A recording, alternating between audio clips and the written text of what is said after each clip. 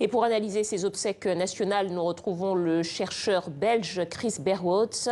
Alors bonsoir, on a vu avec cette cérémonie, ces funérailles étaient un moment particulier pour Félix Tshisekedi, qui est à la fois le fils du défunt et le chef de l'État.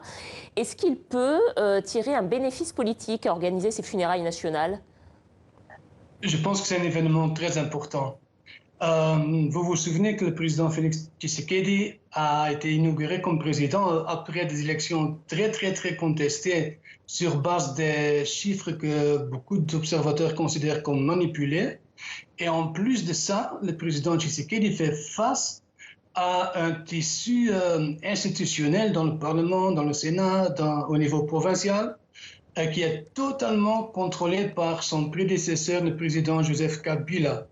Alors, en utilisant cet événement comme événement public, le président Tshisekedi veut montrer qu'il a le soutien de plusieurs chefs d'État étrangers, des pays voisins qui ont été décisifs dans le processus.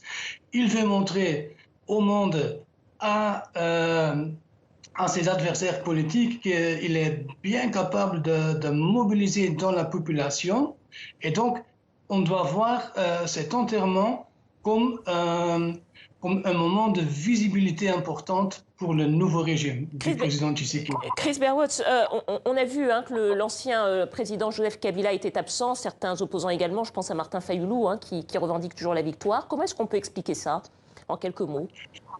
Bon, pour ce qui concerne le président Kabila, c'est important à savoir que les deux camps, le nouveau président et son prédécesseur, sont encore dans un combat pour le contrôle sur les secteurs stratégiques du pays, disons l'économie congolaise, les minéraux, les services de sécurité surtout.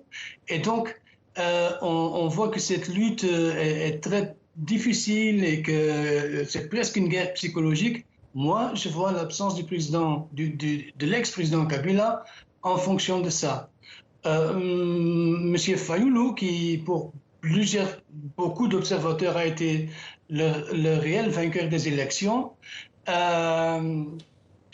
il fait face à un démantèlement presque de sa plateforme.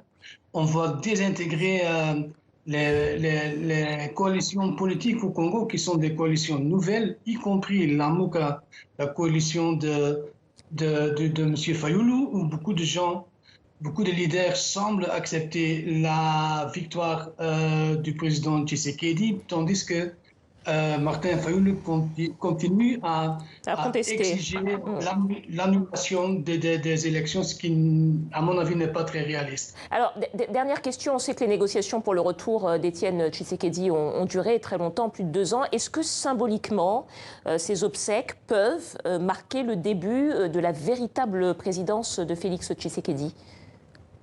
Oui, je pense que c'est tout à fait ça. Le président Tshisekedi a été inauguré en janvier, le 24 janvier, donc plus de 4 mois. Et donc, il est difficile à convaincre la population, la communauté internationale qu'il est vraiment aux affaires. Et donc, avec cet événement majeur de l'icône qui est quand même son père, l'icône historique, le président Tshisekedi veut créer un momentum et un vrai nouveau départ pour son régime. Mais je pense que, par exemple, l'absence du président Kabila nous montre que le combat entre les deux camps, entre les protagonistes, n'est pas encore terminé du tout. Donc il y a beaucoup de questions qui restent à voir dans les semaines qui suivent.